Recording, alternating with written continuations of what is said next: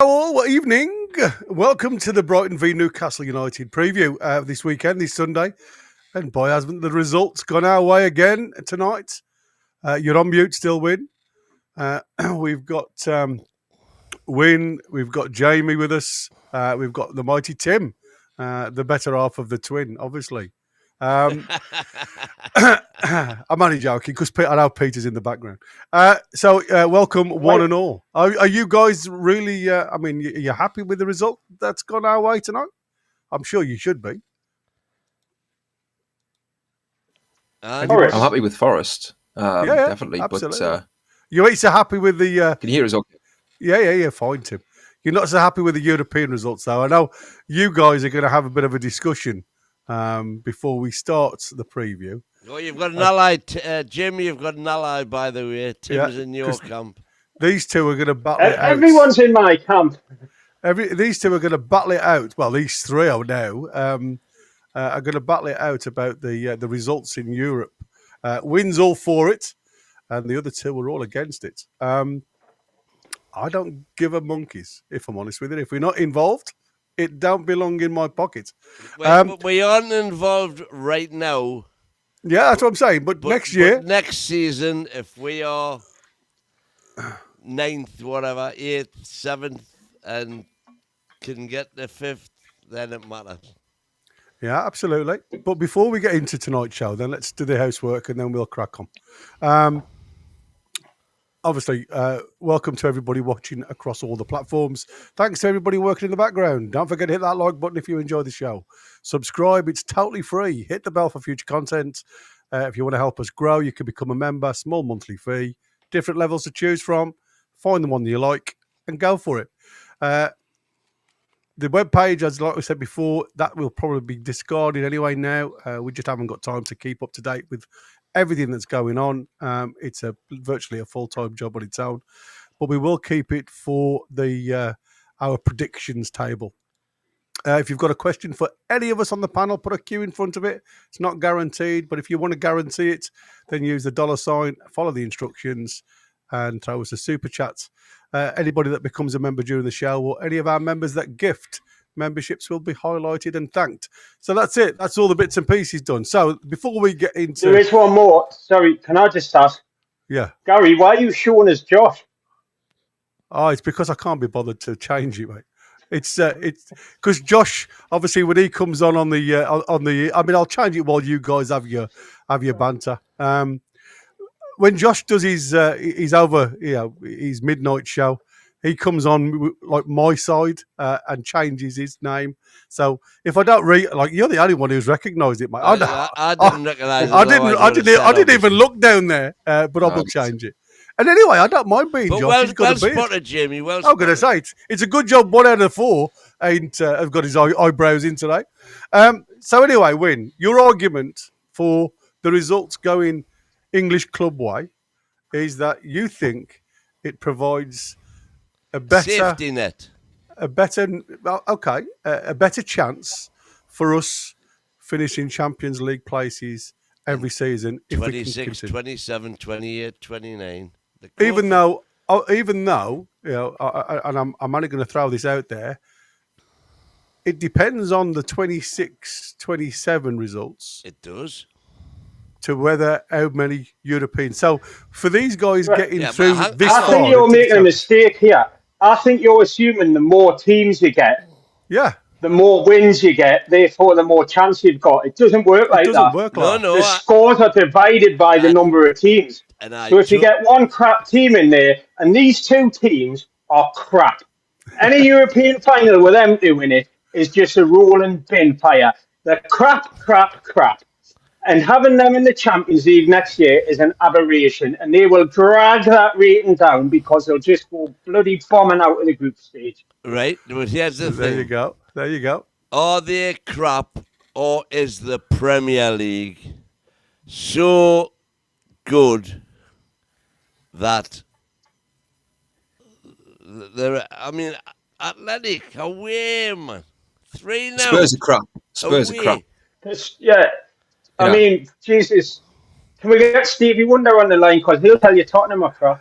I mean, they might get rid of Ange at the end of the season, and they might rebuild and come back again. So fair enough, that's a possibility. No, but he has guys. They are a shambles. He has another thing, Tim. If Tottenham win the Europa Cup and qualify for the Champions League next year, is Levy seriously going to sack Ange, who I would love to stay there? I'll give you that one. I think you'll go. You think even if Spurs win the Europa, it's Ten Hag all over again. So I think they'll be looking at that, and I think they'll think we have to learn lessons from that. Like, don't get us wrong. I wouldn't be. It's not an impossibility that he stays, because at the end of the day, he's won them a trophy, and it's like, well, how it's a European trophy. How the hell can we sack him? Let's just see if we can turn it around. But it has been so bad in the league for them. This isn't just them finishing, like mid-table after wanting to finish top 6, top 4. This is them might be finishing 17th.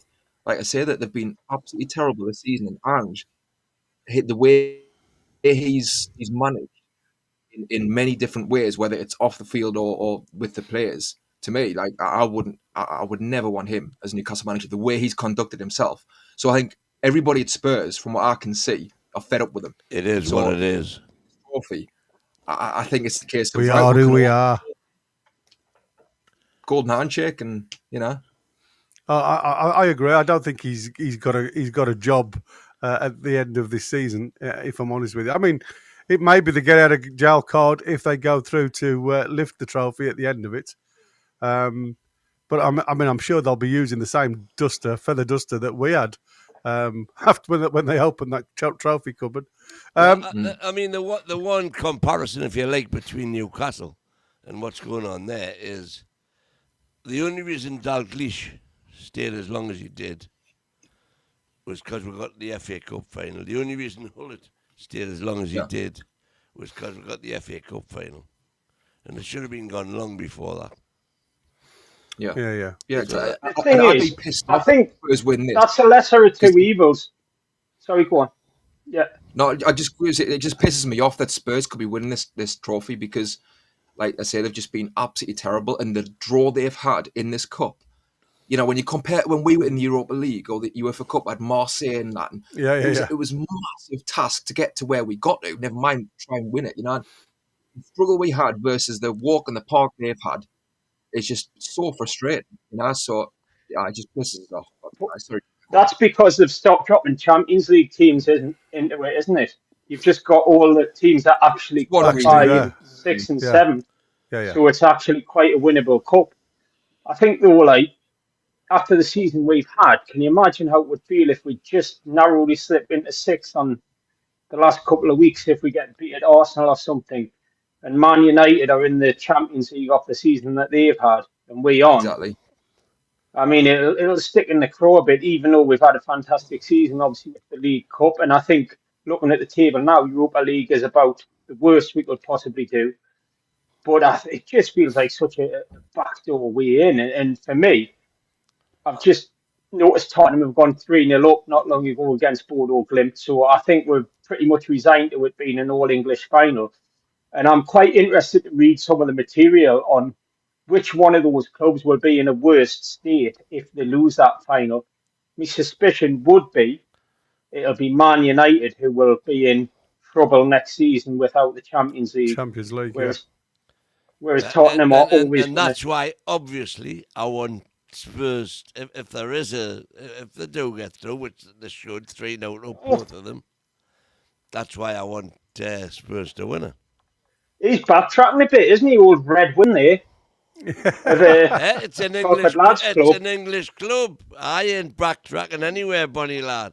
Do you not think, right? Out of them two clubs, if we are competing against those two clubs in the transfer market, do you not think Man United, they're always going to have, for now, that potential lure, purely because of who they are. No, it might fizzle out at some point, soon enough if they carry on with this bad. But they've got that. Whereas Spurs, if Spurs are not in the Champions League and we are, then we can attract players ahead of them, no doubt. But if they are in the Champions League, we are similar sized clubs. And obviously they're in London, like I was saying before. So if they're in the Champions League and we are in the Champions League and we're going for players in the transfer market, there could be a problem in that way. So do you not think maybe it's best for Man U to win it for that reason? Well, Chris didn't like me saying it, but any London club has got a bigger lure than what we've got. If we happen to both be in for the same player. What a load of moonshine. Oh, you don't agree with that either? Why would they? What is it? What do footballers want? Are they big fans of musical theatre? Are they keen to get stabbed? What's the appeal of London? They like being in traffic jams on the M25? Maybe the last a footballer's life is they want space, they want chefs coming to their house, and they want to be able to play their football. And some of them might like the sort of adulation you get off a club like Newcastle or Liverpool. Some of them might not be as comfortable with that. But I don't believe that, like, you know, they want a city break out of life, that they want to spend the weekends at the theatre and visiting the V&A and going to the National Portrait Gallery and that. What a load of shite. No, I know what you mean, Jamie, right? I know what you mean. Maybe they don't, but their wives might. The wives might. But the thing is, right, even without... Well, not after signing the wives. We are similar-sized clubs, though, I think. Even just take away that London thing. So I want to try and keep Spurs down there. They've fallen off a cliff. And we could overtake them being a team who's constantly in the top 6, hopefully top 4. So I'd rather just keep kicking them down there. And if they get Champions League and Ange goes and they get a quality manager, do you know what I mean? That, and I think they've got a better nucleus of players there to build from than Man United have to actually come back again. So this is the argument that we'll have between us, right? If you've just said that, if we get top 4 consistently, with the PSR shackles that we've got on now, can you guarantee that we're going to get top 4 consistently? Yeah, but the PSR isn't going to remain for long, is it? They reckon it's another season now until they get all the bits and pieces in. They're trying to get this person behind the scenes in. If that changes, Gary, I will change my attitude as well. But Champions League money, though. But I think you're more likely to get top 4 with Man United on pulling down 30 million from the Champions League. Yeah, absolutely. Because it's taking a major player out of the equation. But you know, this time next year, if Man United or Tottenham are in the top 4, it'll be because they've fed off the positive vibrations that you've sent out in this Europa League run, and you're partly culpable.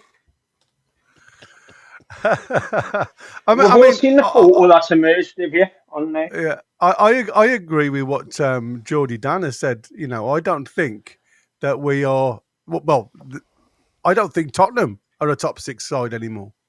Well done, Random. Thanks, buddy. That's gone to Steve Clancy. So welcome along, Steve. Hello, Steve. You know, for me, I think Spurs have fallen. And, you know, you look at the likes of Chelsea. I mean, Chelsea are on about selling or moving 9 players in. If they've moved 9 players in, apparently they're already at the PSR ceiling. So they're going to have a lot of players to come the other way to try and create. And this is the problem when you kick the can down the road, isn't it? You know, by giving these players. They'll sell a washing machine to themselves for $3 million. Silly money. Quid. Yeah, exactly. Do you know what, Gary? Do you know who I think is doing that right now? Villa. Yeah. I think if you have a look at Villa's wages to turnover ratio, it's outrageous compared to the whole Premier League. If you think they've loaned those lads in January to get them over the Champions League line, and I can see them being bang in trouble if they miss out on it. Yeah, absolutely. This is what they said, you know. I mean, according to the rumours, and I don't know whether it's true, but I read in the evening papers that Rashford's turned Villa down, and he's willing to go to his to a dream club for less money. But I mean, I'm not saying he's going to come to Newcastle. I don't really know whether I'd want him there with his attitude, if I'm honest with you. But I mean, what I'm saying to you is, that, that when people say there's a pull more to London than the northeast, I suppose there is, because the biggest problem I see with a lot of players that have been lined up to come, it's all about families. It's all about whether the families can settle. And there's been a lot of players that have moved. And Eddie likes a family, man. Yeah. By the way, as did Alex Ferguson. Absolutely. But I mean, for me, it's a case of you can say if it's family orientated, London is probably a more attractive place to be. But I mean, there's a part of me that agrees with what Jamie's just said. These players are coming to play football. That's the job. That's the career that they've chose. That's the career that these wags have got on board with, and they've got to really put up with it to a degree. So if they're paying the wage, they've got to perform the duties. In my eyes. Why didn't Maddison go to Spurs? Oh, I know this one. It's because you can't comb your hair with a break, innit? And then the barman says, "Why the long face?" And I love that. I know why Maddison went to Spurs, because they deserved him. What a fire that's been. I wouldn't want him either. I think we got a better play in Barnes. I know it's slightly different positions, but I don't think I'd want Maddison the way he's played this season. He's on the floor half the time. Yeah. I mean, like I say, I said to win in the green room. For me, if it doesn't bother me who wins Europe if we're not in it. I know it sounds crazy.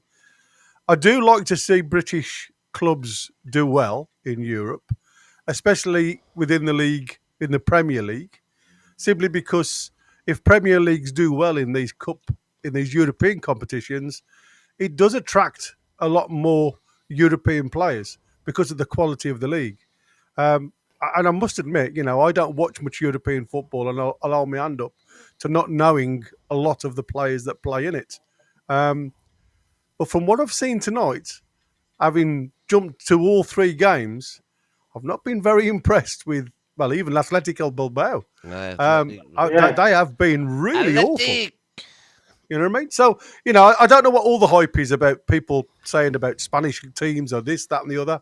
I haven't seen a lot that impresses me tonight. But, I mean, that's just one game, so I'm not going to say that's the league. I'll tell you what I do love. I love the fact that Man United doesn't shut up, Chris. Doesn't this prove just how good the Premier League is? When we've got teams that are sitting 14th and 16th in the Premier League getting to the Europa Cup final. Anybody who tries to tell me that the Premier League is not the best league in the world is talking through their back end. Maybe that's another Tuesday night special with somebody. Who knows? Who's gonna?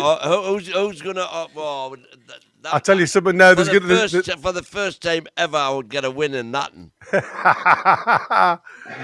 Kenzie I'll tell you what.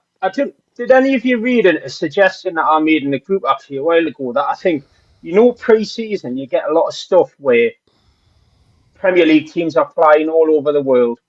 Yeah. Pointless friendlies, and it's tiring the players out, etc., etc. I had an idea that you could have a head-to-head between the Premier League and, say, the Bundesliga, where top of the league plays top of the league, second plays second, etc. ad infinitum. And you have a bit of a competition to see which is the better league. You have 20 head-to-heads, and you have it as a bit of an aggregate playoff.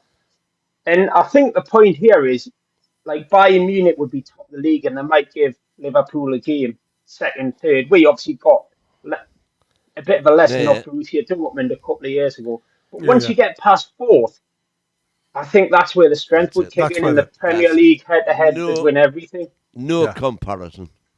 Yeah. I mean, who was it? I think it was Alan put in the chats. It just proves that how weak the competition is. You know, I mean, it's really weird because everybody's been saying, but hang on, it doesn't prove how weak that competition is. In my opinion, it proves how strong the Premiership is. I think it's that point again. But I think it's Jamie was right before. Champions League dropouts have been taken out of it. That's all exactly those right. leagues are really weak. From that point down over.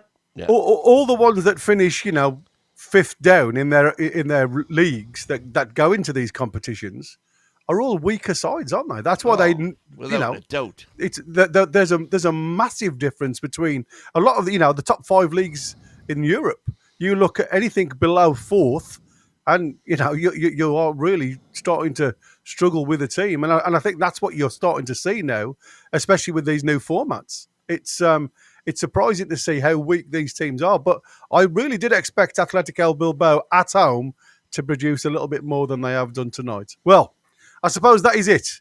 I mean, you guys have had your chat about Europe. I suppose you better get on with the show as we've spent 20 minutes. We'll come back to it. Yeah, you can put your little heads into gear now for the weekend. Let's have a quick look at the table. Obviously, the result tonight has gone good, with Forest obviously having that little bit of poor form, losing again tonight to Brentford. I mean, it was a strange game. I don't know whether anybody saw the game. Like I say, I got it on. Watching bits of it. Yeah. Forest having all the ball, but actually doing nothing with it. It was the ball. It was that pendulum. It was one side to the other. No threat on goal. And yet, like I say, Brentford just, very patient, picked the ball up. And it was really, we were talking about how good the Forest defence has been. The 2 goals that they conceded tonight were very poor, to be fair. Straight ball over the top, 2 really poor defensive errors, and really good finishes, to be fair. But, our Forest on the slide. Did we say it's going to come a time where the results will go against them? Listen, to be fair, Gary, we've been saying all season it's unsustainable what Forest have been doing, because they're not playing good football.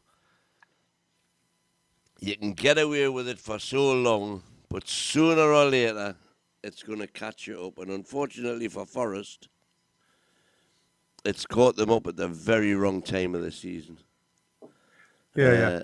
I think out of all the teams as well up there, I think they're the ones who may be more susceptible to buckling under the pressure. Well, I think to be honest, I think Forest are out of it now. Even though, again, let's have a quick look at the run-in Forest. They've got, Palace away. That's not an easy game. Palace will be flying. They'll be buoyed by reaching the cup final. Exactly. Yeah. Or you could argue that the players won't want to get injured and all this. Will they be playing for that place in the team? But this is the first home game after the semi-final, and the atmosphere there, combined with the fact that Forest are going the other way after losing their semi. And Selhurst Park is a great atmosphere always. Yeah, it is.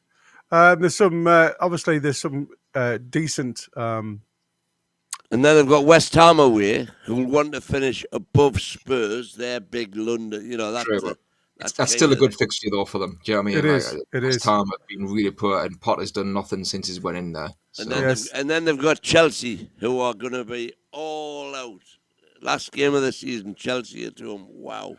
Absolutely. But I mean, this weekend there's a couple of really good games, I suppose, for if the results go our way. We got Man City at home to Wolves, who are doing really well. I mean, you look at the players of the month.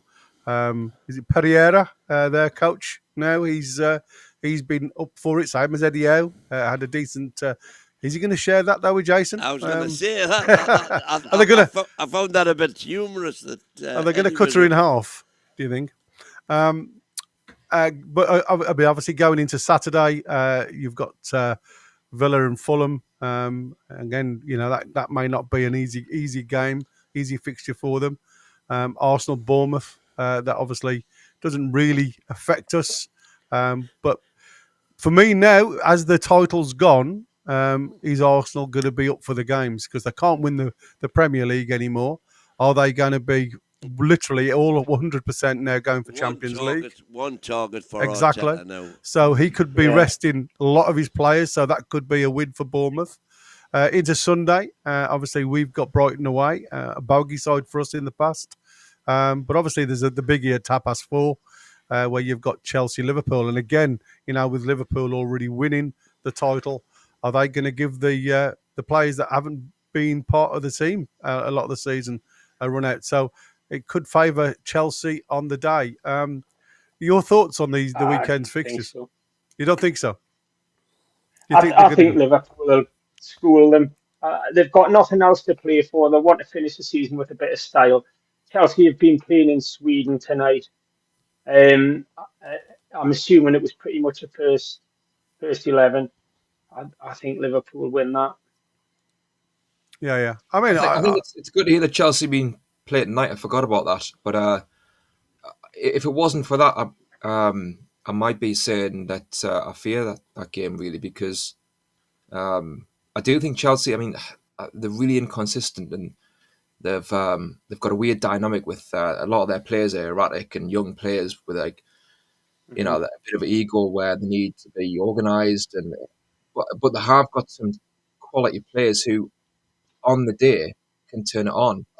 I'm still not ruling Chelsea out, and with Liverpool having won the title on a high, but they would have been enjoying the last week. So I don't think that's necessarily the shoe-in that people would think, look on paper. But having said that, Chelsea are playing tonight. That is a potentially help if they played their first 11 in that game. Yeah, absolutely. Brighton's form, obviously, let's not do that, hasn't been great over the last couple of games, I suppose. Literally from the draw against Man City. They've lost to Forest, Villa, Palace, got a draw against Leicester, lost against Brentford, and only just managed to scrape a win against the Hammers. Not really conceded at least 2 goals in every one of those games as well. Yeah, absolutely. As you can see, the slide has been continuous, and they've evened out a little bit now, but it has been a massive decline, which seems to be the Brighton way. Start really strong, but as post Christmas, they seem to dwindle a little bit. So, like exactly what you've just said, 56 goals scored, 55 conceded. Goals per game, 1.6, just over 1.5. Again, you go down here and you start questioning, what really comes from this. Well, they do create a lot of chances. That's the one thing that I've noticed with these. And the one thing that I've also noticed is they miss nearly 2 of those 3 chances, but they've always got the one goal, as we saw at St James's Park when they went on and snuck a 1-0. They do retain the ball really well. Did you see the story that Yaya Touré's been at Brighton this week? No. Yaya Touré was there, and Hertzler was saying, in general, we are a very open club and we always want to learn from other personalities. He is an unbelievable personality, great player, and therefore had 2 aspects. He's got a fantastic relationship, apparently, with all the African players. Right. And it's very important to have someone here who can talk with those players, who's had an understanding. Interesting exchange. I'm sure we'll learn something from everything he's said to the lads. And I thought, what the hell's Yaya Touré doing in Brighton? Is this another, on the basis that Brighton think maybe Hertzler's going to be moving on? And they've got a gamble, wouldn't it? What was that, sorry, Tim? Another left field appointment from them. Yeah, that's what immediately crossed my mind. Well, they do like to scout the managers well before the manager departs, don't they? So it certainly seems There's possibilities there. Just going on. Oh, crikey! I hate bloody massive fly in front of me. Don't say anything about shit. About the match, Brighton and Albion going. We're done talking about Man United and Tottenham. Each shite, a million flies, can't be wrong. Exactly. Brighton going head-to-head with Newcastle United starting on the 4th of 25 at the American Express Stadium, Farmer City, England. The match is part of the Premier League. I mean, we haven't had a great run-in with these guys on the head-to-head. I think we've... Gary, I'm just going to pick up on something you said, though. That's quite interesting. When I think back, we normally play Brighton really early in the season, either at home or away. And conversely, the second game is always like the end. January, February. Now that's the way they work, guys. We tend not to play them this late in the season. And you just said there that correctly, that tends to be their way of going. They sort of fly up into the sort of top 6 and then they tail right off. Yeah. They're really strong before Christmas. To look at. Well, I said that. The only time I remember playing them later in the season was 2 years ago when we battered them 4-1. 4-1. Well, actually, sorry, we played them late last year and they got a 1-1 draw, I suppose. Yeah, that threw a span in the works for us. We needed to win that game. So that's derailed me point a bit, but I suppose we didn't lose to them. I mean, that was like if we'd beaten Brighton last year, we are in definitely Europa. Yeah, absolutely. Well, I mean, you've only got to look at their heads-to-head here. You know, when we go to Brighton, they always seem to get something over us. 23-3-1 there. When was it? Oh, it was that one, wasn't it? In May. Was that where we hammered them? I was at the game when Ferguson. Well, we battered them, but they beat us. Yeah, I was at the game when Ferguson. Was it? He got the hat-trick. Yeah. We were terrible. We were absolutely awful. It was crazy. But I mean, you know, you look at their results at home. Again, recently, quite poor. Nothing great to shout about because, like I say, they concede, as Jamie just said, they concede in goals after goal, and even the games that they're winning, they're only scraping it. Like I say, even against the poor West Ham side, they only managed to win 3-2. So if we are going to get into, like I say, for me, if you're going to get a result from this, I think it's now. I think there should be no reasons why we don't go down there and actually take them to task. Are you guys all positive about the result this weekend? Is there anything that you fear about going to Brighton because of how poor we've been there in the past? Well, I can't help but fear. Sorry, go on. I can't. But I look at Brighton. Me instinct reaction is because of the bad times we've had down there. Like, oh god, it's just not one look forward to. I think it definitely an easier team to play against now. Although, you know, like you've seen that they do score goals, but they do let a lot in. You know, we might well concede, but we should have chances to score. I think it's a positive that João Pedro isn't playing. That's massive, I think, because he's by far one of their best players. He's suspended. But I just think as well... I thought he was only suspended for the one game. Oh, was he? He's out. No, he's out. Oh, is he? It was definitely. Red. Didn't he clothesline somebody or something? Not for the first time. This time it was spotted. Yeah, I thought because they said afterwards it was potentially harsh. I know he missed the game against West Ham, but I thought he potentially could be back against Newcastle. No, I don't think so. I'm sure he's out. I need to check again, but I just remember watching thinking, oh yes, he's not playing against us, but I think it's just the fact that we're walking a tightrope in that.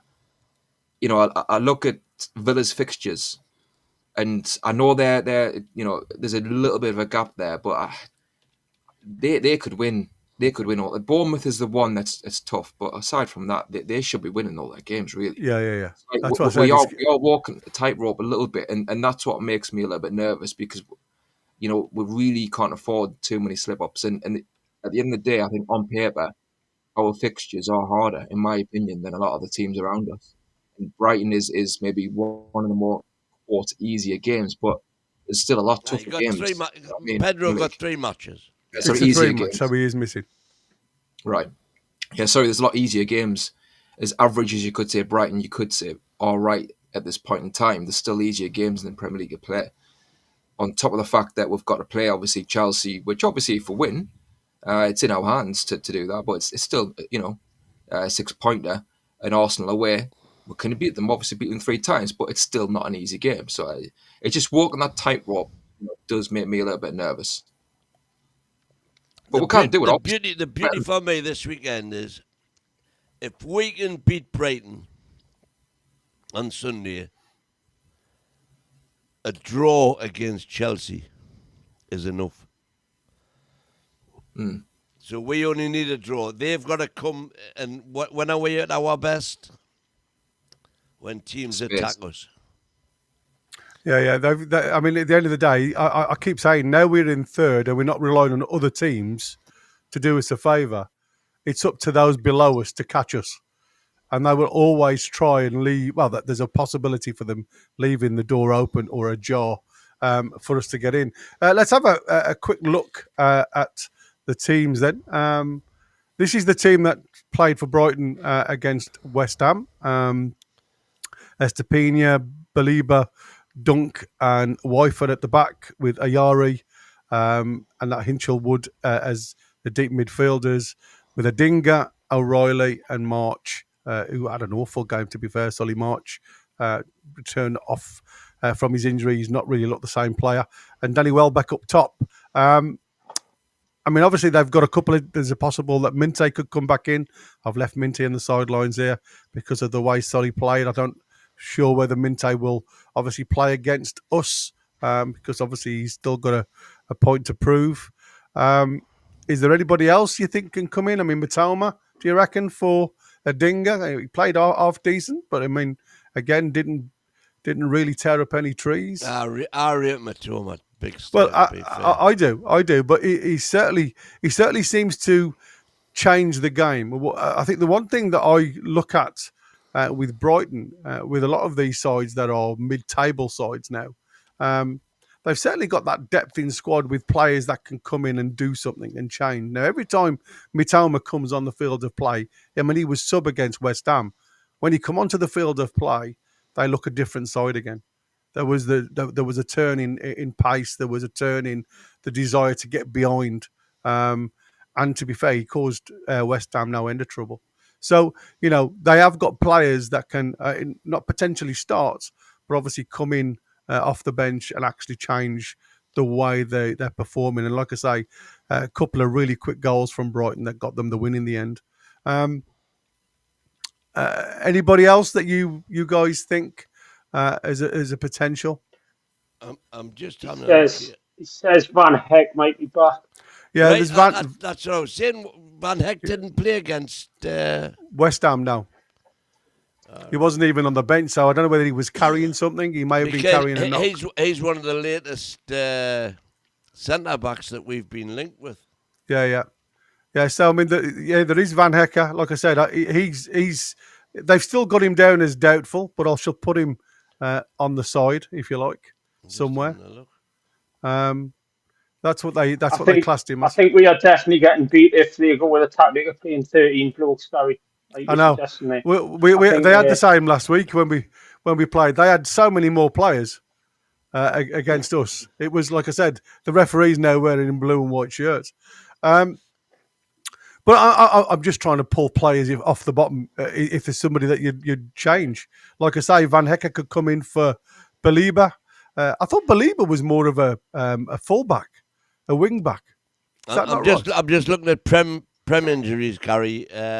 Paul Van Hecker, 100% past fit. Oh, well, there you go. He'll probably come back into the side then. So Ready to start. He trained yesterday, and after the training, he immediately came to me and said he wants to play. There you go. So I'm going to put Minte in as well because I think Minte will play against us. And because, like I say, Solly March wasn't great. Do you guys want to bring in Matoma? As he's had a rest? Looking from the outside. I don't want to. Looking from the outside, I would play him if I was Brighton, but I don't know what the crack has been with him this season because he does seem to be like a top player, but he must have been inconsistent this season to be on the bench at times. But he can hurt you. I don't know whether I think it stands to reason that they've been in terrible form lately, and they've just won their first game in ages. I think you probably look at the same lineup that beat West Ham. Yeah. That's what I went with. Yeah. But they didn't play well, Jamie. That's what I'm saying. Is he looking at the team? And we all talk about where they finish, they're going to get more money. We all know that one place they're not going to get that much more difference than another. I'm getting the table up here. I think there's more to it than that. I think so Brighton on 9th. So the current scenario, obviously we hold the Conference League place from the League Cup. On the League Cup, yeah. So let's say Man City win the FA Cup. So that's another Europa place. So 6th and 7th would go to Europa. If Chelsea were to come 6th and win the Conference League, they would take the Europa place for that. So 6th, 7th and 8th would be Europa. And our Conference League spot drops to 9th. No, it doesn't. So it goes down the league. No, it doesn't. Yeah. No. This is where we're getting confused. If what you've just said there happens, then the Conference League is null and void. There is no English team in the Conference League. No, that's not right, Gary. That's fact. It was on Match of the Day the other night. Go and have a look. On Match of the Day, Gary Lineker at the start of the Match of the Day says this is how it works. And it was the Conference League position that we would give up if what you've just said there, Jamie, happens. Is that, last year Chelsea got it through that route. Exactly. Yeah, but we didn't. There wasn't so many. I saw a graphic on Football Focus that said exactly the way I saw it. Right. If I get a chance, I'll put money on this. Okay. I'm pretty sure it's possible for English clubs to have 10 clubs in the Champions League in European competition this year. Right. Because we're going to have 6 in the Champions League if Arsenal win it. Then the Europa League, if Man City, as Jamie's just said, win the FA Cup, they're already in the... let's assume they're already in the Champions League. Yeah. They will. So the FA Cup winners Europa place drops a place. If Chelsea win the conference, they automatically go into the Europa League. So we've still unless they qualify for the Champions League, and then we would lose that spot. That's right. But if they don't, we've definitely got 5 in the Champions League, 2 in the Europa, and 1 in the conference. Right. Yeah. Okay. UEFA there's no way in the world UEFA are going to turn around and say, here's a rule that means there's not going to be a Premier League side in the Conference League, because it's already a third-tier competition to knock the team from the best league in the continent out of it before it's even started is belittling it. So I don't know what that'll be. Just Gary Lineker talking through his arse once again, man. Right. Well, I've just seen if I can see it again, because I want to. Oh, it's not that one. And I'll tell you something else. I'm sure Gary Lineker wasn't on Match of the Day on Saturday. Oh, probably be a woman, was it? It was, what's his face, the fella, because he did Match of the Day and Match of the Day 2. Chapman. Yeah, it was Chapman. Yeah, Chapman. It was the week before, because I was talking about all the different ways it could change, all the permutations it could go, and I'm sure that's exactly what he says. We would have to give up the Conference League because they won't allow that many English clubs into Europe, because it means somebody. But it means somebody else drops out from the other European sides, which isn't fair on them either. No, the only thing that I was corrected upon was that I thought it was possible for us to get 7 teams in the Champions League, which would have been Arsenal winning the Champions League and finishing outside the top 6. Spurs or Man U winning the Europa, which they are in automatically. The winners are in automatically. But what happens is, if Arsenal win the Champions League, we still only get 6 teams in it.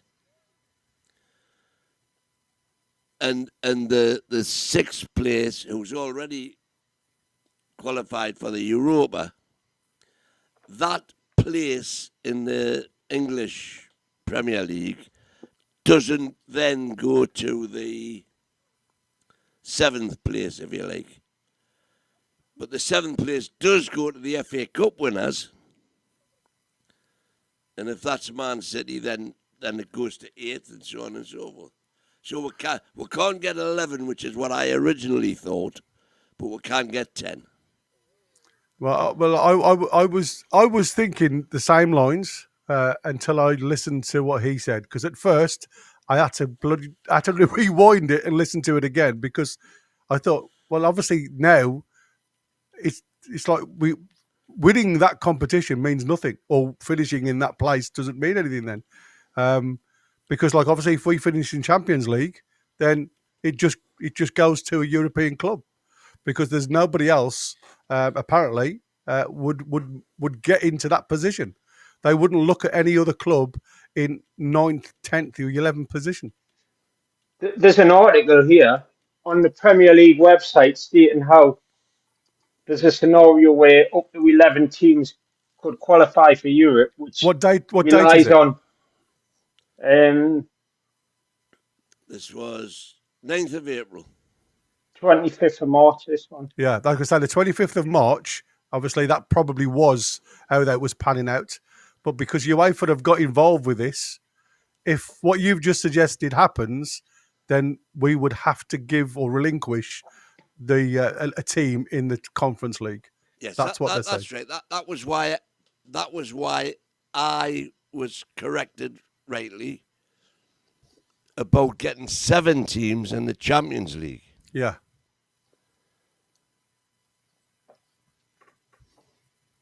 But I'm just looking at this. Yeah. It's it was confusing when I listened to it. I didn't quite get my head around it when he first said it. That's why I thought, I'm going to listen to this again. And it wasn't. We will Gary, relinquish. Yes, mate. I'm going to say on the record, I'll give you £100 if you can produce this. I will look. And see. I've just had a look on BBC iPlayer, but it doesn't go back that far. It only shows you last week's, and like I say, Chappers was on there. But I will look for it. I will look for the Gary Lineker thing. So, do you think there's going to be any changes to the Newcastle side? And this is what I want to come on to. Well, there's changes from Ipswich in terms of Willock starting. Well, Willock will have to start because we know J7's out for the season. Yeah, so we know J7's out, but you're saying Willock will have to start, and that's. Well, he's the only natural player that plays in that inside left position or left of midfield. Well, that's the question I want to ask. Would you start Willock against Brighton? Would I start him? No, I'd move Bruno there. Would any of you start him? I wouldn't. No, not from what he produced the other day. Right. I think Willock. What I would say is the Ipswich game wasn't necessarily suited to Willock's strengths, where he wants to make runs in behind, and he's not the most technical on the ball. And Ipswich were obviously cramped in their, half and in their box, so he wasn't going to have that space to run in behind. Whereas maybe Brighton will push forward a bit more, and he might have more joy that way. So I can kind of understand if he was to play for that reason, although he has been underwhelming this season. And I think Miley I mean, I agree with what you're saying, Gary, in terms of Bruno. I like Bruno in that inside left. I think he's. I think when he first came, he actually played there for a bit. Literally in his there first. All the time when Longstaff was like. No, I'm talking about when Shelby was here. You know, right off as I call it. Right, but when Shelby was here, literally when Bruno came, it was Shelby's deeper and Bruno to the left, and it worked really well. And I liked Bruno in that inside position where he could use the outside of his foot, he could use the inside, and I just sort of really suited him. I mean, either way, I think he's better a bit further forward, whether it's left or right. But you don't want to maybe change up the whole side because there is a nice cohesion at the moment. So maybe keep Bruno there and then maybe put Miley on the left, because Miley's the one, isn't he, who you'd bring in if you're not going to play Joe Willock. Yeah, but you see, I've got a counter argument for this. We were saying this before, and again, Tim, you've said this about Barnes.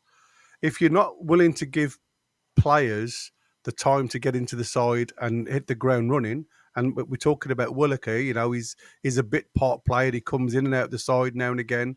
If we're not allowing him to get up to match speed, if you like, mentally, we know he's physically good, but mentally he's a totally different thing. Now, you're absolutely right. I don't think the game against Ipswich suited him because of the way Ipswich played. They tried to block our strongest side, which is our left side, when we're attacking. Even Tino really didn't get involved. Harvey Barnes started to play more central. But what that did give us was a lot more space on the right-hand side, to which we obviously exploited. Now, I said at the start, even before the ball was kicked, I can see, you know, Jay Willock, Barnes and Tino having the time of their lives on this left-hand side, because we know Willock likes to ghost round that outside left position as a winger, and Harvey Barnes then can play more of a central role because you're going to get Tino Livramento supporting him as well. But it didn't happen. And then he gets frustrated, and then he goes and plays diagonals. So he does a lot of runs diagonals, again into the half space on the right-hand side. But to me, he just finds himself in spaces where he's either too cramped or he's cramping other people around him, just to try and get involved. He's just trying to get involved in the game because I think he just gets a little bit frustrated. So I don't know. For me, I think I agree that he needs time in the side. You know, to get the best out of Willock, I think again he's another player that grows with confidence, that wants to feel wanted as part of the group. But is he the right player for a game against Brighton? I mean, you know, for me, I'd want somebody who can play the ball, because you're always going to have runners. You know, Tonali runs, and I think the ideal placement for me would have been bringing Miley in, who can play naturally. He doesn't play very well on that left side of midfield. I would put him in Bruno's place and play Bruno there, because both Tonali and Bruno play really well coming in from that right-hand side onto their strong foot. We've seen what Tonali can bring you with a shot from around the box, around the D, off his right hand, off the left-hand side using his right foot. So for me, I think it just makes us stronger. I mean, how do you guys feel? Well, you're saying that about Tonali's shots from the box, and I mean, some of them are fantastic, but he ain't scoring. No, but he's creating for other people, though, isn't he? I mean, you think that shot that came off the angle of Woodwork and Bar. I love him, as you know. He scored against Man United. He scored against United. I'm going to say he scored a couple of classics. You know, and like I said, it's that running behind for me. It's that late run that nobody else does, and he brings so much more to that midfield with his work rate. Do you guys not understand that? Yeah. No, I agree. And I think go on. Say Miley. Yeah, like my instinct is Miley, especially away from home. Yeah, like Miley's the future, and I think he could be a player who is we've got to get minutes mainstay for us for a number of years to come. So like I agree in terms of Willock is a player who needs that run to find his feet in the side. But I'm looking from a cynical point of view, and I'm thinking, is Willock going to be there anywhere next season? So, like, if I was going to be cynical that way, I'd want to get Miley inside and get him some minutes and have that technical trio. But like you say, there's still running power in there with Tonali and obviously the wings. So I'm hesitant in one way because you don't want to change too much around because I think there is a nice fluid style right now. But I do agree, though. I think on paper, I think Miley is the better player, and I'd be leaning towards having Miley in for this one. I just think Miley is very Tonali-ish in the way he plays in terms of he rarely gives the ball away. Yeah, it might be a back pass or a sideways pass,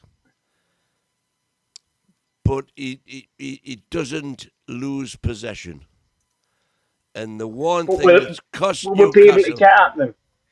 Sorry? We'll be able to get at them. Yeah. We need to get at them, don't they? They've let in at least 2 goals in each of the last 6 games. Exactly. You need to get at them and make goal-scoring opportunities and pass it from the centre circle and going to do that. Yeah, which is what Willock does, isn't he? He's the one who heats the half spaces. I can understand people who want Willock in for that very reason. I just think when he's been given the opportunity this season, he just hasn't, since his injury, he hasn't picked the ball up and run with it. I've said it a million times. I'll say it again. Like, Willock, for me, is a number 10. So we do not play a formation that actually suits him 100%. I know in the 4th season where we finished 4th, to be fair, he did have a lot of good games linking up with Joe Linton in that inside left. That was fabulous. But generally speaking, I think if he was to have an ideal position, it's off the striker. And we don't play that. So I just think you're never really going to see the best of Willock playing in the formation that we play. Especially the thing is, right? What, Jimmy? Well, this is the 3rd time we've played Brighton this year. They've absolutely done us the other 2 times. And I don't know if it's their setup or the psychology or whatever. And I know, like, in those games, they maybe got a bit lucky. The first goal was a bit against the run of play. But, like, we need to get at them, I think. I think if we sit back here, it's going to be problematic. And I honestly don't know what team you'll put out. But I want one that's going to attack them and not sort of do that whole absorb pressure thing.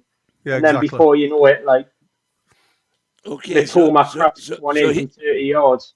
So you see, I want him to come into this place here, right? But that's where Harvey Barnes wants to be. No, Harvey Barnes has been more here. This is where Harvey Barnes likes to get into, and that's what I said. When you've got the likes of T now coming up with these three, this is what I was expecting to see against Ipswich. Was he getting into here? Harvey Barnes obviously then rotating through, and it just allowed you.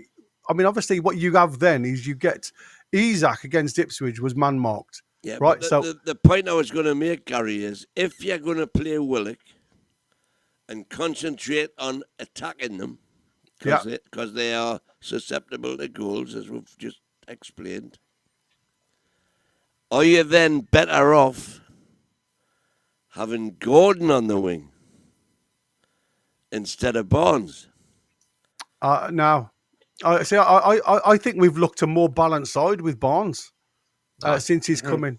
I think what you've seen is he's complemented not only the left-hand side, but he's complementing the right-hand side because of the pace of the build-up. With Anthony Gordon, it's a case of, there's the ball, run, lad, and it's just run. And the trouble is, half the time, we've got nobody to keep up with him. And when we come to look at the balls across into the box, there's very few, 1 or 2 perhaps, black and white shirts to aim at. No, what I'm saying is I'm not advocating dropping Barnes for Gordon at the minute. For me, Barnes has got his place. He's earned his place. Gordon has to get his place. But if you're going to play Willock, and as everybody's just said, his best position is number 10. That is exactly where we get the best out of Barnes when he's dropping in. But that's what's been happening. That's what I said. But what I said, you've said in previous shows, Gary, that J7 has been taking Barnes' place. The two of them are. Well, you see, when J7's in the side, these three have got a really good understanding with J7, because what that does is allow Bruno. Sometimes it allows Tonali to come over here, and what you get then is J7 will just sit and hover. If you've got a target man, J7 seems to be the target man. So from the kicks from Popey, you'll have J7 sitting in this area here. So J7 then will go on his little bit of a run, if you like, up and around to try and cause problems in this area. Totally different play with Willock. And I think what you have with Willock is somebody who can actually play with his feet. J7's not the most comfortablest player you'll ever have with a ball at his feet. We all know that. He's more of the player who's going to destroy or upset the balance of the opposition.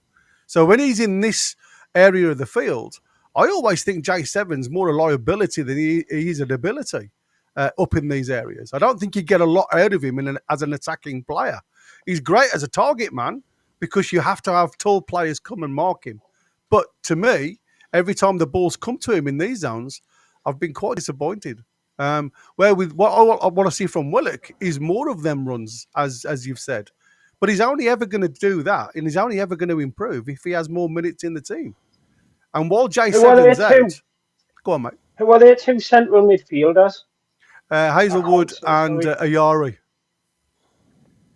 Because, will they go through the middle a lot, or? They're more holders. They try and rely on everybody going forward, don't they?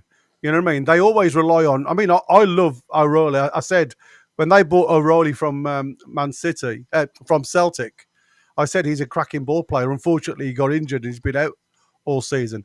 He's a good player. He's the one that I would always say you need to be aware of. Here's a suggestion then. Go on then. I've got a thought that, see, when we go away to Arsenal in a couple of weeks, I think the team he should put out is the team he put out in the second leg of the Cup semi-final. Cup semi, yeah. I would say the first leg. Well, the one I think is the one with the three at the back. Yeah. Botman's getting back again. Botman, Shea, and Byrne all playing. Actually, they all playing? No, Shea was suspended in the first I've got leg. Botman up here because I was going to ask you about him. Is it too soon? I don't think it is. I don't think we need to play three at the back against Brighton. Well, that's my question, because I don't know enough about the way Brighton play, but playing with usual formation has not worked twice because the counter against is too hard. If you're saying this lad's creating bother at the edge of the box, one of them could man mark him, probably share slightly more advanced role, play with wing backs, and that's your answer for who comes in for the missing midfielder. It's just, would it leave us too exposed in the middle if you've just got Bruno and Tonali there with Shea stepping up a little bit? And then you'd have an attacking team that beat Arsenal a couple of times, Absolutely. And very difficult to get past because you've got a bit of pace and you've got a bit of strength at the back. But again, that's the other thing that worries me. The only worry about that is Shea's recovery pace. If they go along. But if you've got the extra, if he's playing as the advanced one, if he's playing as the man marker, you've got Botman in for that. You've got two sitters. Oh, right. So if you had three centre backs, so who do you drop? Willock, and you have your. Right. So Willock comes out. That makes sense. Yeah. I'm not gonna. So Botman follows him around. These two play the same. Sorry, Shea follows him around. The lad who's sitting up Welbeck. Right. Okay. So O'Reilly. Yeah. So Welbeck then just gets picked up by these two or whoever. Yeah, and then it's like. And you rely on Tonali to be Superman again, which he is. End of. Which he does, yeah. And then And then that gives Yeah, that you've got loads of space there for Willock to, as opposed to Miley. Although I haven't said that. Willock out for Botman. No, Willock's out for Botman, isn't he? Yeah. So I mean, it could work. I mean, it could work because you're always going to get these two drop back, aren't you? So it's going to be more of a 5-4-1 at times because that's how he plays anyway. He either plays the 4-5-1 or the 5-4-1. So it could work. It allows Cher, like you say, to really push right up on their number 10. Yeah, just come up here. Also, just stifle their number 10. And then also it allows Tonali and Bruno the freedom to go forward as and when, doesn't it? Yeah, for me, the one thing that I've noticed this season since Hall's gone out is the fact that if you have a look at our heat maps down this left-hand side, we have now covered more of the square yards on this left-hand side than we did before Hall was injured. So before, when Hall was injured, because of Gordon and the way Gordon plays, which is, I've got Gordon here, Gordon likes to play into this zone. And he likes to get down into I always call the parallel lines. So he looks the box line. Yeah. So he'll drop into this, and then he'll allow Hall to drop here. But then what Gordon does is go on these runs, and Hall then has to then just comes back because he never gets the ball. And the trouble is now for me, the one thing that I've had with, like I say, with Harvey Barnes is when Harvey Barnes is in the side, he allows Tino that play. He drifts in. You know what I mean? Tino on the overlap. And that's what I like to see because that then allows the likes of Murphy then to sneak in round the back because everything is built in slow, not in slow paces, but it's built up together as a team, as a unit, rather than individuals.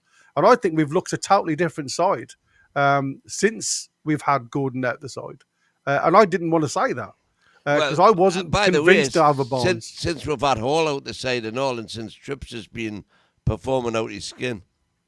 Well, I mean, like I say, I hope Trips does continue playing the way he's been playing because he has been that extra captain on the field as well. You know, and I think you can never have too many captains on a field for me. But so you guys are all taking on board now that Botman potentially could come in. I don't think we'll play the three. I don't think it'll happen. To be honest, I wouldn't be averse to it happening at all. I can see the idea and the appeal of going for that because a point away at Brighton is smashing for us. Well, 3 points would be better, but a point out. Would I take a point now if it was over? I would. You know what it also gives us though is Trippier. You've just been talking about Trippier. The one thing that I noticed about Trippier is he plays in the half space at the minute because of Cher's lack of pace running in behind. Yeah. So if he's got anybody, I mean, I'm not saying Welbeck's got pace, but he's a canny striker. He knows where the net is. He can hurt you. If before, let's take Botman out of the way. When we've been playing high and everybody's up out the way here, you've usually had Dan Burnell come over to the left-hand side because Tino's gone on a run. Yeah. So you have a little bit of a distance between these two guys. Then you have Trippier, who obviously he's looking at their winger. He's always going to be looking over his shoulder for this lad. What he has to do then is, if there's, like against Villa, the ball was played into the centre circle, which is Trippier's man. I can't remember, was it Ramsey? He should have closed onto Ramsey, but he couldn't because you'd got then Ollie Watkins had sat on Fabian Schär. So he was stuck in the half space. And again, Brighton, they haven't got quick forward men, but they've got very quick wingers. You know, and again, it's whether he decides to play. If he goes with the three at the back, it frees up him to go and roam wherever he wants to go. We can double up over on the right-hand side. He can come and play the 6 and allow Bruno and even Tonali to move forward a little bit if you want to. So there's lots of scope with this system, but I just don't think he'll play it. I think it'll be a 4-3-3. Yeah. And I don't think he'll change a winning side. But that's my feeling. Right, so if he's going to go 4-3-3, everybody's saying they would still put Willock ahead of Miley, are they? Well, I just think that you've got to give the lad a chance Because, like I keep saying, the same with Harvey Barnes. Harvey Barnes come in the side, and because he was in and out the side, there was no progression with his football. He was stalling as a footballer rather than progressing. And I think you've got to say to Willock, this is your opportunity now. J7's out the team. Go and prove that that's your spot. The same as Barnes has done, because that's exactly what Barnes has done, keeping Gordon frustrated. So I think it's down to Willock as a player. And like I said, it's one change in a side if it ain't working. You bring Bruno across and you bring Miley on, and then it's like it was against Ipswich. It all stays formed rather than disjointed, where it felt before when Miley's played in J7's spot. Or even, like I said as well, this is a game where Willock can really show his capabilities with that space in behind, as opposed to the Ipswich game. Like, you can really say to Willock, come on, we need you in this game. When you in the Ipswich game, when you were going to have all the ball, it was going to be a case of just knocking on the door. Whereas with this, it's going to be a tight game, and we need those runners in the box. We need those players to make a difference when they get in the final third. So, like you say, Gary, I do agree. It's like it is down to him to take this opportunity, and I can see why he would play if he does play, for the reasons you've said and the reasons we've said about his pace getting in behind. And so I can see both sides, with Willock and Miley. I think it will be Willock.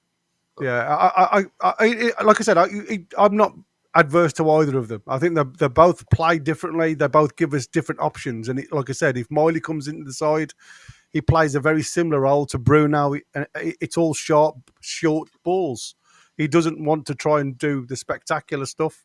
He doesn't try anything spectacular. He tries to keep the ball. And I think sometimes the team needs that. Is anybody vehemently against Bruno playing a 10 as opposed to an 8? Bruno is a 10? We're up here.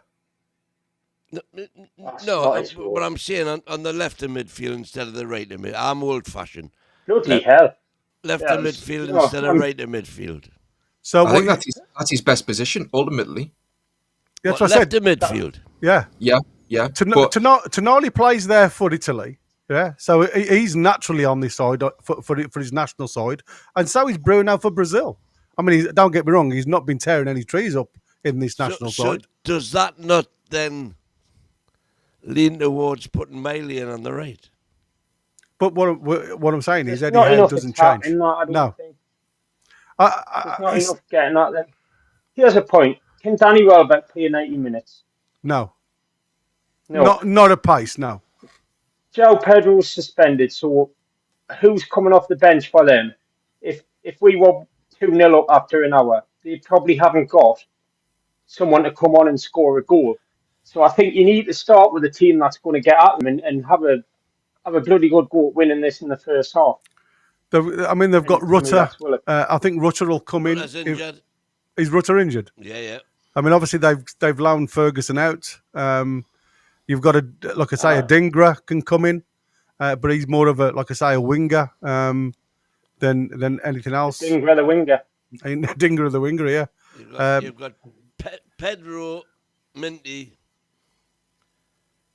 Pedro suspended. Dingra and Welbeck, who are and Rutter, who are officially classified as forwards for Brighton. So the potential is, if we can get a lead in this game, you could kind of lock the door a little bit because they're a bit short in attacking options. Yeah. For me, I'd like to see how West Ham went about it, because West Ham are a poor side, yet they scored. They were 2-0 up, weren't they? No, they scored 2 goals anyway. And they won. Well, that was my man Bowen, wasn't it? I mean, he had his quality. But to me, it tells us that you will get chances against Brighton. So, so if West Ham can score 2 goals, like I say, how did they go about it? We're not going to concede 3.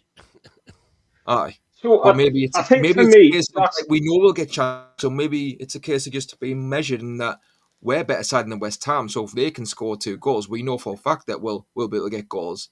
Just it's a case of keeping them shut out. That's the decisive factor. Like the they're a team that can be got at and get goals. If we're talking about Arsenal in a couple of weeks' time, you want to sort of counter Arsenal scoring against you because they're a bloody good team. This is a team that's been letting goals in and letting goals in. You want to exploit that weakness by getting at them.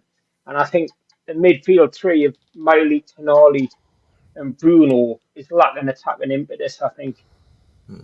Right. Well, we have to much press. as I don't think Willock played well. Also, which hasn't been mentioned, I think Ipswich got in Willock's head quite early on when he was like rugby tackled off the ball and stuff, and he seemed to be losing his head a bit. And hopefully he uses that as sort of positive motivation to have a good game this week. You know that he let them get to him. Yeah. I think he will be aware of the criticism which has been kind of level at him. You know, when I say criticism, not picking the ball up and running with it when he's been given the opportunity with J7's injury. He'll be aware of that.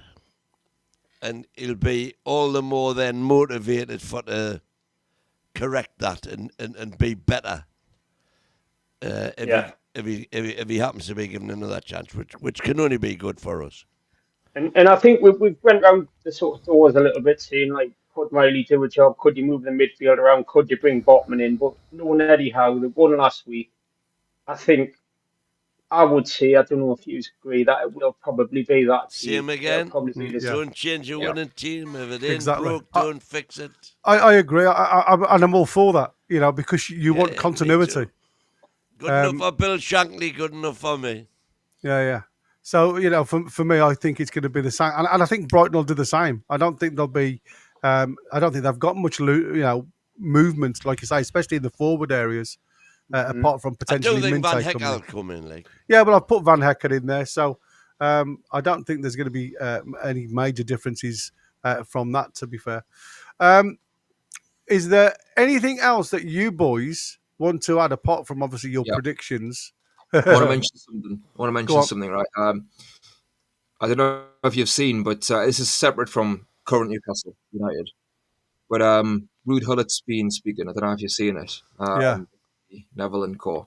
And I just want to touch upon a few things that he said, right? Because I respect Hullett for like the fact that he resigned without wanting compensation. No comment, exactly. Exactly. Like I totally respect that, and I think it's great that he's kind of like he's able to have a laugh about things with Shearer and stuff. You know, he does seem like a good man and a laugh to be around, and obviously world class player. But like some of the things that he said about, with Shearer, obviously Shearer is like a massive legend, and one of our best players ever, if not the best. I would say though, like I think Shearer himself, obviously he's gonna have an ego, and there's a clash of egos, right? And I think Shearer could have maybe helped out Robson more in the later years when Robson left. I think Shearer could have batted his corner a bit more as the captain. But with Shearer and Hullett, right? Hullett's saying that he wanted Shearer to do X, Y, and Z, and he wouldn't do it. So it wasn't going to work. And we got relegated, so he was proven right. Well, hang on a second. Bobby Robson came in, and he bought Craig Bellamy to do exactly what you were saying Shearer needs to do to stay inside the 18-yard box, because Craig Bellamy did all his running. And it was brilliant. And guess what? We've got Champions League football. And he's on about Gary Speed as well. Yeah, Gary Speed was absolutely brilliant. And guess what Robson did? He got Kieran Dyer in to be partner in centre mid and do his running form. So Gary Speed was a 6. So like everything Hullett was saying that he wanted to do and couldn't do, and therefore we got relegated, was total bollocks, because Robson came in and did those things and got us Champions League football. And I'm hearing him say this. I'm thinking, well, how are Neville and Co? Like, have you done your homework here? Pull him up on it. Robson's came in. Why don't you back up what Sir Bobby did and go, well, hang on, Ruud. What about this? What about that? It just seems like a total disservice to what Robson did for the club. And it's just like annoying. And it's, he's on about relegation now. Like, Jesus Christ, what Mike Ashley come in? It was like a totally different set of players when you got relegated to when Ruud Hullett was there. And those groups of players that he had, the core of that team were good enough, because it was only Laurent Robert and Craig Bellamy that came in that made the real difference to the players that were already there. You know? Tim, was Hullet saying the relegation in 2009 went back to that, to him being there 10 years ago?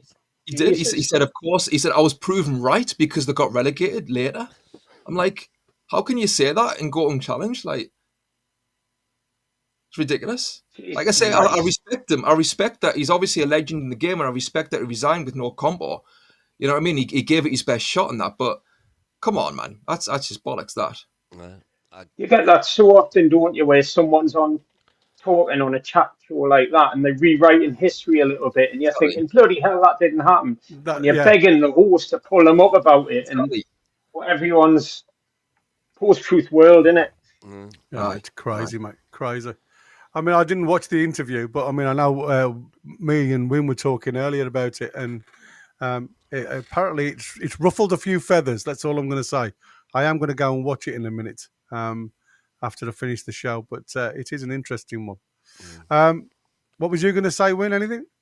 No. I was just going to say, are you needing to get away? No. No, all right. Not for 5 minutes anyway. Right. I know, like I say, the night is going on. Anything that you want to add, Jay? Just one thing that I just noticed out the corner of my eye. Was everyone aware that Bodo Glimt got a late goal back against Scotland? Yeah, 3-1, And that would be just like them, wouldn't it? The second leg Spursy over there in Norway. Yeah. That'll be hilarious, wouldn't it? Now. Yeah. Well, they're playing on AstroTurf as well, I think. Yeah, I think it is. Just like Spurs played that non-league side in the FA Cup and couldn't beat them in 90 minutes. Yeah, exactly. Yeah. But is it 3G? Was that an AstroTurf? Was it, Tim? Aye. Oh, I didn't know that. Mm-hmm. Yeah, I think it's 3G, isn't it? They don't class it as AstroTurf anymore. 3G. They're all 3G pitches. It is a strange one, to be fair. It really is a strange one. Have you noticed anything in the chat, Win, before we disappear that we could... I started a few... I mean, go on, then. You can have which is terribly bad. You can play with that for a second while I just... The best teams are in the Champions League and English teams would be in the final. That's obviously a rebuttal of my if Arsenal win the Champions League. Wait a minute.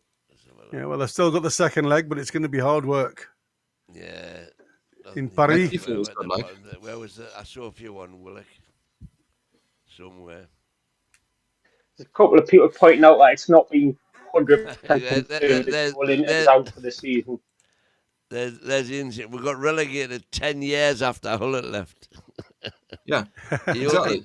He also said Shearer was at the end of his career, and he was still only 28. Yeah. He just didn't like Shearer, did he? No. It was a That's fine. That's fine. Just don't like eradicate the work that Sir Bobby did for those years. Like, what? Ron here, look, why is Gary wearing a Man U shirt? Come on, Ron. Well, that's shocking. That's interesting. Kim comes in there saying, obviously the Brighton game we're talking about now, it's a must-win game. No matter the formation, attack them. Do we think it's a must-win game?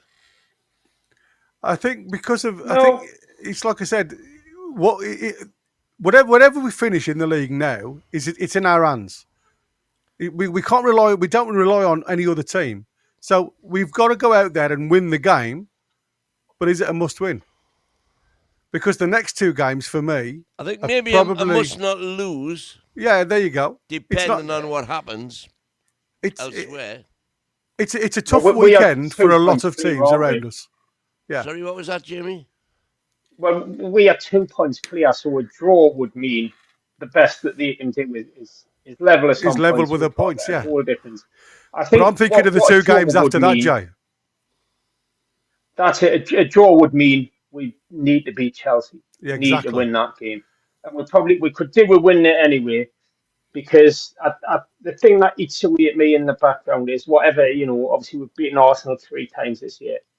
But that's a game that you probably go to expecting to get nothing out of it. I think we've probably got to get our final total from the 3 games, the 2 home games in Brighton. Yeah. Yeah, absolutely. And that's how I look at it. You know the game that worries me? Don't say the Everton game. Yeah. Have they got their flip-flops on? Or is the David Moyes recovery doing its stuff? There was a game in 2013 where Everton played Man U at Old Trafford, and Man U needed to win that game to get 1 foot over the line and win the title, and Everton had nothing to play for, and they rocked up at Old Trafford and were absolutely brilliant, and got a 3-3 draw, I think it was. 3-3 was it? Aye. Right, and that challenge for the last few games, because all of a sudden Man City won their next game and they were favourites. I just can't help but think of things like that. I know it's a long time ago, but it's, you know. I'm thinking about my old pal Paul Dummett getting, he's had brickbats ever since. Every time he'd been called into the side that season, he'd done brilliant. And then he came back, and the one thing he didn't want to do was let the side down. He just tried too hard. WWE. It was inexplicable what he did. It was inexplicable, inexcusable, but it was just because he was trying too hard. Yeah. In my opinion, I don't know. I mean, hopefully he's done and dusted before then, fingers crossed. Well, exactly. Actually, ask me if I'm bothered about finishing second or finishing fifth. I couldn't give a toss, mate. No. There was a point, wasn't there, where wherever you came in the league would dictate your Champions League journey, because you'd either have to go through a qualifier if you came fourth, or exactly. I think it would affect your seeding where you came in the league.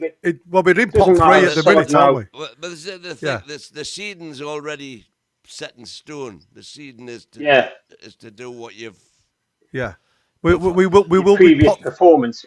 Yeah, we will be pot 3. That's already been sorted, hasn't it? All right.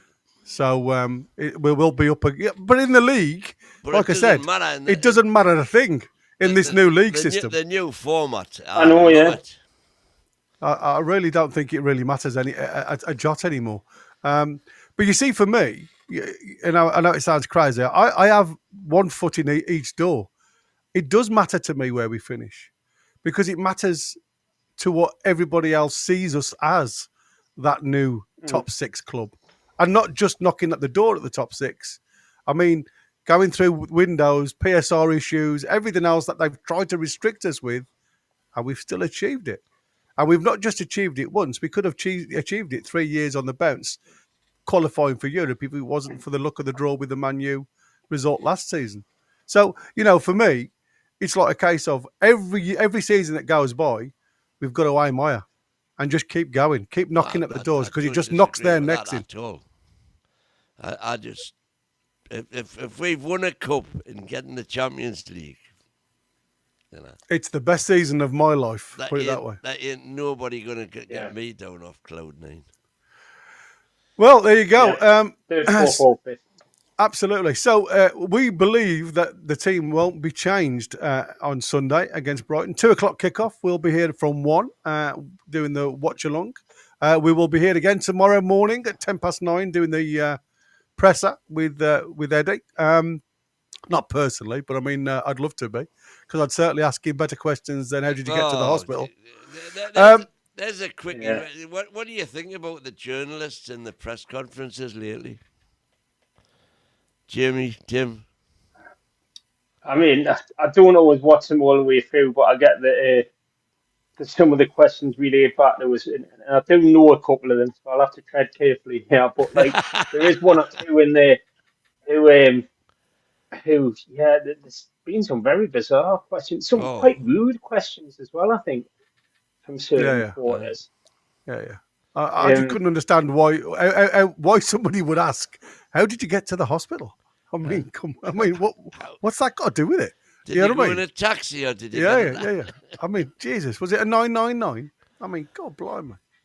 I just find it cringeworthy at times. And sometimes they try and be pally, don't they? And it comes up across as a bit cringeworthy, like you say. Yeah, it's just like lick bottom time.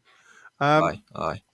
Right then, guys. Thank you so much for all your comments. Matron. I'll see you in the morning, Win, and Brighton early again, as per.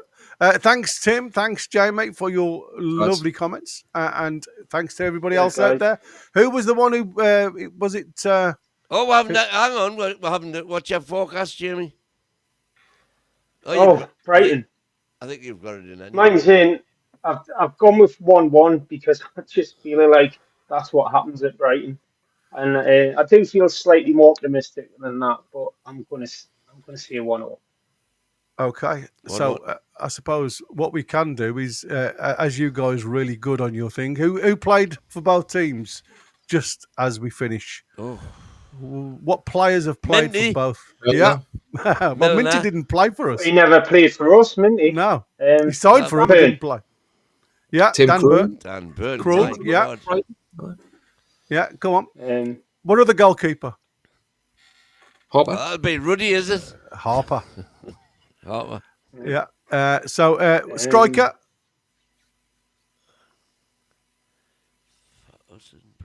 We're going to have to say Chris Wood, aren't we? Because he. Oh, I've forgotten about that as well. Yeah, he played 29. Yeah, he played 29 games in 2010. Wow. Goals 8 and 4 assists. Leon Best played 13. Around, hasn't he? Yeah. Aaron Hughes in 2014 played 13 times for them. Paul Kitson played 10. Tim Krul played 7. Lua, remember him? Kazanga Lua. Yeah, 167. 20 goals, 17 assists. There you go. And James Milner, obviously, who played for them. Oh, yeah. He still does. He still does. Yeah. And that's it. I don't know if he plays much, man. No, I think he's injured at the minute. I'm going to say, hamstring. The sniper got him. That is it. Thank you so much to everybody watching, and thanks for who was it that gifted the membership? Random, wasn't it? Random. Thank you, Random. Yes, and Random welcome access, along. Yeah, Random. Thank you so much, as always. And welcome on board for the new member. I'll see you tomorrow morning. Ta-ra for now. Away the lads. See you later. Away the lads. See you guys. See you, bud. See you, Jamie. Take care, man.